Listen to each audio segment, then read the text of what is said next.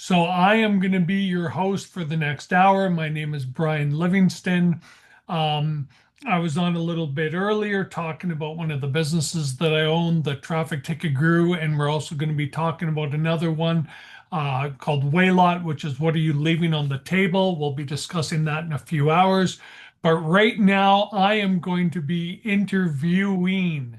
So I'm going to be playing the host, and somebody else gets to sit in the hot seat. And I apologize. I'm going to butcher the pronunciation, but am I looking at Ophir Oh as my God, beautiful. awesome? Awesome. All right, Ophir. So tell us a little bit more about yourself. I love the smile already. Absolutely beautiful. Tell us more about yourself and what it is that you're doing. Absolutely. So my name's Ophir. It's actually a name from the Bible. It was a city that King Solomon discovered. And I'm in Los Angeles. I've been here for the past 30 years. So even though I'm a New Yorker, now I'm also a native Los Angelian. And my focus in coaching and working with people is real estate. So I really focus on helping people build a real estate business, become an entrepreneur, see things differently, and build a very successful real estate business by focusing on the right things. And it's so funny because everything that I talk about is what we focus on expands, right? So everything that I talk about feeds into having a smile, right? Having a smile is all about physiology. And I'm going to do a little training for you guys, just short little training just for fun, so that you guys can see a little bit about how our mind works and how our mind body connection works. So, my background is in neurolinguistic programming, and that's what I use when I'm training my agents, a lot in languaging and a lot of techniques as well. So, let me just share my little fun PowerPoint with you guys.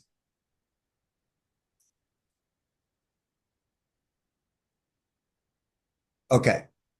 So this was me, when I started in real estate, 30 years old with my head in my hand. And this it should be a picture of me. I wish I had one, but it was literally I was door knocking in the Sunset Strip of Los Angeles, and people slammed the door in my face and I broke down crying in my car, and I didn't really know what to do. What I didn't really know, what were the things that were holding me back, and what were the things that I didn't know, right? Oh, perfect. And so I'm going to talk to you guys right now about the role of our unconscious mind. And this is how it works, right? So if you're looking at this picture, this is an external event. And here's how we process things. And here's where we delete and distort things through our own filters, right? Everybody has their own unique filter. And here's where we distort. I've focused this presentation for agents, so you can see I talk about buyers are liars. It's a tough market, right? What you focus on expands. So here's where we start to delete and distort things. And the way our mind works is we have 2 million bits of information coming at us at all times. And you only process 126 bits out of those 2 million bits that you're processing. So, how does our mind work? What are the 126 bits that we're processing with our mind? It's always what we're focused on.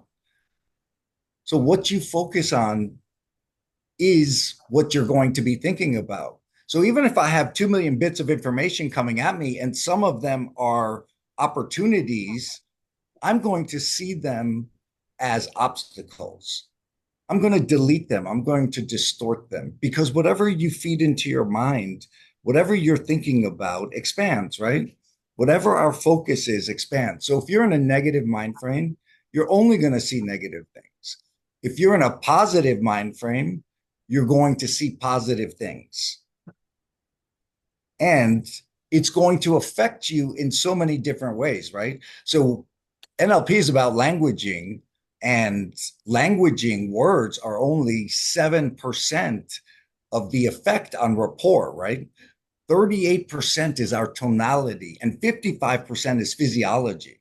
So how important is your physiology? How important is it to be smiling, to be positive when you're communicating with people? See, communication is so much more than what we speak. It's mostly nonverbal, and people don't realize that. And they're communicating all the time with other people. So it's so important what we're feeding into our mind, because it's going to not only affect how we perceive things, it's going to affect our physiology as well. So the majority of communication is occurring unconsciously, not verbally. Oh, hold on 1 second. Skip ahead. Okay, I missed that slide. So we also process things, everybody processes things differently, right? Some people are visual, some people are auditory, some people are kinesthetic. And so, I talk about how the importance of being able to feed people the languaging that they're using, right? So if somebody, I'll use properties as an example. If somebody's looking at a property and they're a visual person, I'm going to say to them, can you see yourself living here? Right. And if they're auditory, does this sound like the right place for you? So the words we use, the way we process things is the most important thing that we need to focus on. That is everything. And so I wanted to share with you guys. I'm so excited. I am coming out with a new book, and here it is. It is called Feed Your White Wolf. And for those of you that are unfamiliar with the Feed Your White Wolf story, I will tell you my version of it. So when I was 9 years old, my parents sent me to survival camp in Canada, and they literally had to sign a waiver in case I died. So it wasn't really a fun kind of survival right? And so when we flew into Canada, Ontario, on a seaplane, I just remember they dragged us out of the seaplane. They threw us naked into the water, and we had to swim back to shore while there was ice all around in Canada in June. And that was the beginning of my survival camp. And the ending was the last day I was there. They brought in an Indian tribe leader, and he came and spoke to us, and we all were going to get eagle feathers, and it was a profound moment. And he started to tell this story. And he told the story that he has two wolves fighting inside him. And one is the dark wolf, and it's full of ego and scarcity and pride. And the other is the white wolf, and it's full of love and abundance and collaboration. And then I remember asking him, which one wins? And he said, the one you feed. And so I forgot that story for the most of my life. And then when I was 30 years old and I was sitting in my car after crying my eyes out on the Sunset Strip, I remember that I realized that for most of my life I had been feeding my dark wolf. And so there was no way I was going to be able to build a business or communicate with people effectively or do the things that I wanted to be able to do, even as I was attempting them, because I was still feeding my dark wolf. It was still the dominant force. And so the bits, the 2 million bits were coming at me. The 126 bits that I saw was, I'm not good enough. There's so many agents that are better for them to be talking to than me. And all those bits that sometimes come up on all of us, right? And so the importance of continually feeding your white wolf, continually feeding yourself positive messages. And I use a lot of different methodologies for it, but the simplest ones, the easiest ones are affirmations, meditations, and since we're all here for a specific purpose, reading inspirational books from all these wonderful people. I just saw my lovely friend Beth on here. She's amazing. We had lunch recently, and it's so great to be around the same type of energy, right? And it's so important to be surrounding yourself with that type of energy on a continual basis. And I share this with agents all the time because I know from my experience, not just as a top agent, but also as a manager for the biggest companies, my experience is that when I come into an office that's unsuccessful, and that's what they brought me in for as a specialist, I could transform that office in a matter of 3 months. And it's simply by putting them in an incubator that's feeding them these positive things, that's helping them do role play and get better and stronger at their conversations and more confident, that's focused on them communicating effectively with their consumers, clientele, their sphere, their past clients. And when we created that type of energy, then the energy in the office shifted, the agent's energy shifted. And what they saw was, instead of scarcity and there's no business out there, they all started to create very successful businesses for themselves. So I just want to, I don't know how much more time we have, but first things first, I want to invite anybody that is going to be around. June 14th is going to be the book launch for Feed Your White Wolf. And the book is about the stories that I've had in my real estate career and the lessons that I've learned along the way, the spiritual lessons that I've learned that have shown me how to gain the most, how to grow and transform the most. And some of them are from my past life. I'm 10 years sober now.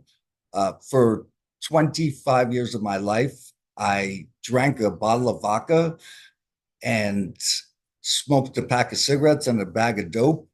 And for 10 years of my life, I was a meth addict. And it was all because I was continually feeding my dark wolf.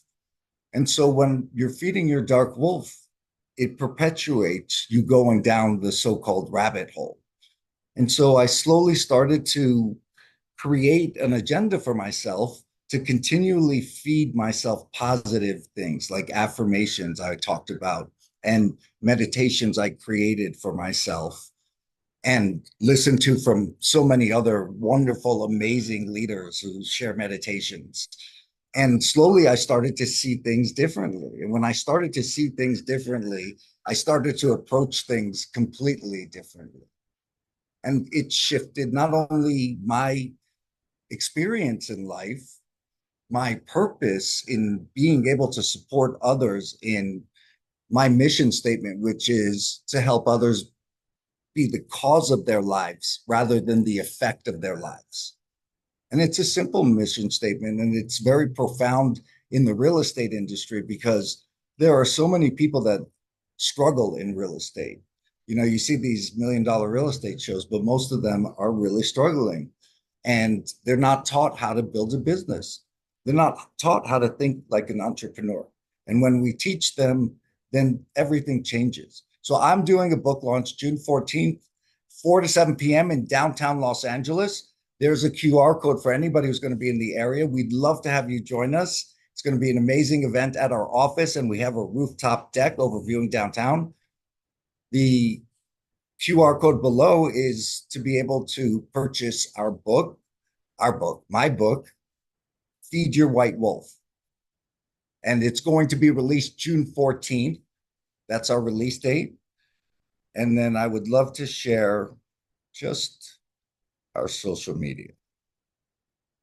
Here's our social media. For anybody that wants to join us, I share a lot of amazing tips and tricks and little stories on social media for my agents all the time, for salespeople, for entrepreneurs, on what they need to be focused on and how they should be looking at things. And how much time do I have left? Well, I think we're going to be wrapping up, Ophir. That was phenomenal. I want to ask you one more question before we let you go. Oh, let me How stop sharing. how important is having a smile in terms of being able to find that positive space in your head to be able to diagnose those few bits and be able to turn them into positivity. Yeah, absolutely. Listen, state is the easiest thing to change, right? When you change your state, you want to change your state, start jumping around, start smiling. Even when you're sad, and I've been there, the depressed of the most depressed, right? Down the rabbit hole. A smile changes everything. It changes your physiology, right? So as soon as you start to change your physiology, then your unconscious mind wants to feed itself other things as well, right? But Yeah. if you're stuck in negativity, then it's easy to completely seek negativity.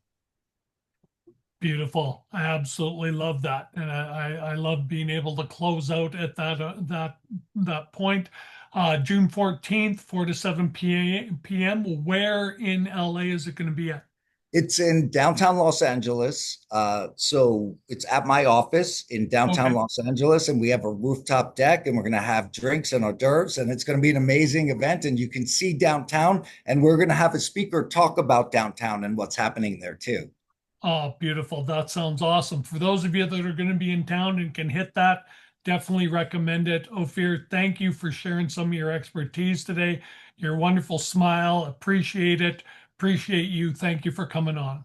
Thank you, Brian.